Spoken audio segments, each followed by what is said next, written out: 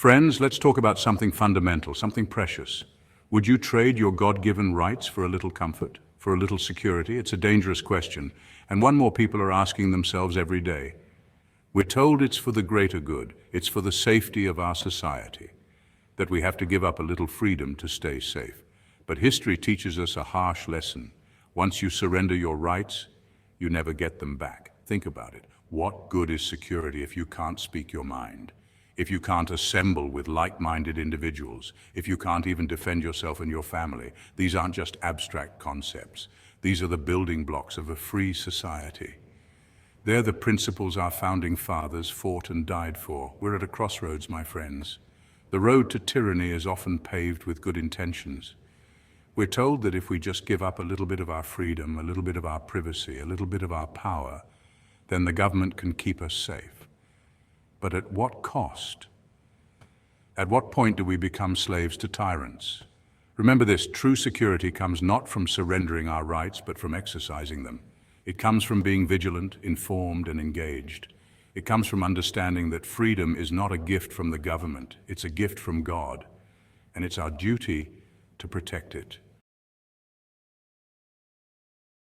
Imagine a world where you can't criticize the government, where you can't voice your opinion on controversial issues, where you're afraid to speak your mind for fear of retribution. Sounds like something out of a dystopian novel, right? But it's closer than you think. Free speech is under attack. We see it every day.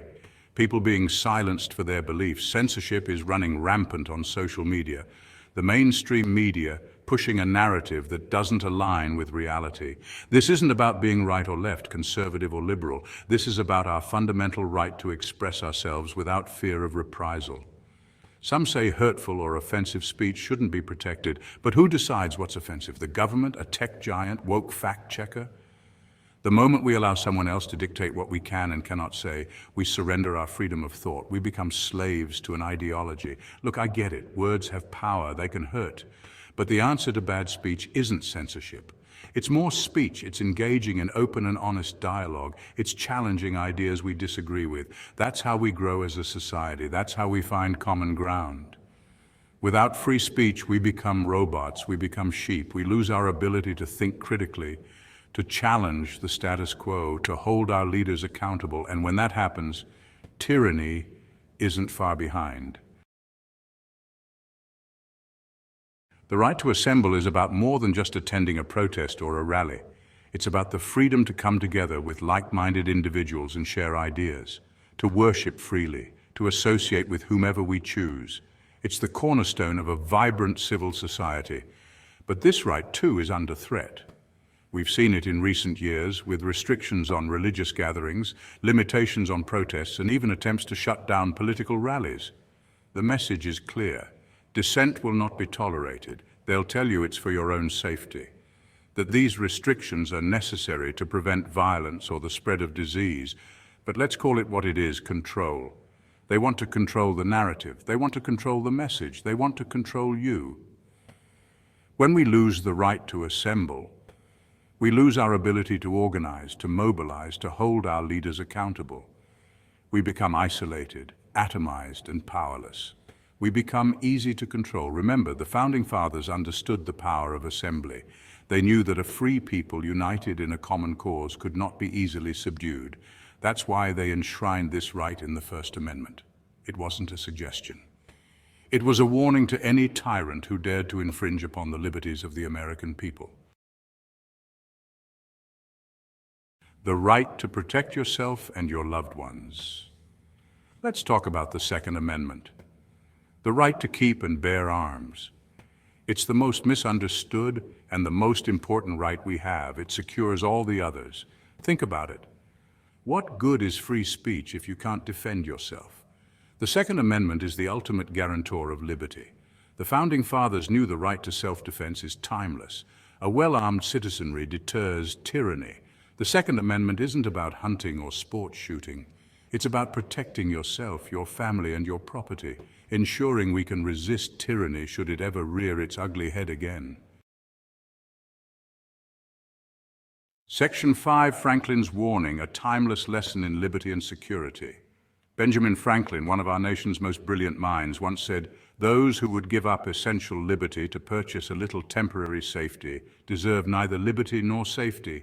Those words ring truer today than ever before. We live in a world obsessed with safety and security. We're bombarded with messages of fear, urging us to surrender our freedoms in exchange for the illusion of protection. We're told to trust the government, the experts, the authorities, the science. But history teaches us a different lesson.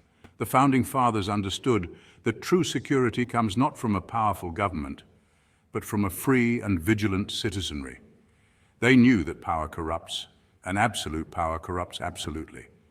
That's why they created a system of government designed to limit the power of the state and protect the rights of the individual. Franklin's warning is a stark reminder that we can't trade our liberty for the promise of security. Once we start down that slippery slope, there's no turning back. We become slaves to our own fears, and the government becomes our master. Section 6, the Constitution, our enduring covenant. The Constitution of the United States isn't just a dusty old document, it's a living, breathing testament to the enduring principles of liberty and self-government. It's a contract between the people and their government, outlining the limits of government power and guaranteeing our fundamental rights. The Bill of Rights, the first 10 amendments to the Constitution, is especially important. It enumerates those rights that are considered so fundamental, so essential to a free society, that they are beyond the reach of government infringement.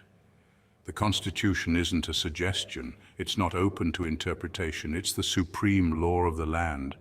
And it's time we started treating it that way. We need to read it, we need to understand it, and we need to hold our elected officials accountable to it. The Constitution is our inheritance. It's the foundation upon which our nation was built, and it's the only thing that stands between us and tyranny. We abandon it at our peril. Section 7, Guardians of Freedom, our duty to resist tyranny. The Founding Fathers didn't just give us a Constitution and a Bill of Rights, they gave us a legacy of liberty, of self-reliance, of resistance to tyranny in all its forms. They understood that freedom is not a spectator sport. It requires constant vigilance, constant engagement, and a willingness to stand up for what's right, even when it's difficult. Each and every one of us has a role to play in preserving this republic. We are the inheritors of a proud tradition of liberty, and it's our duty to pass that torch on to the next generation. We can't afford to be complacent. We can't afford to be silent. We must be guardians of freedom. What does that look like? It means being informed about the issues. It means engaging in civil discourse with those who hold different views. It means holding our elected officials accountable. It means exercising our rights peacefully but firmly.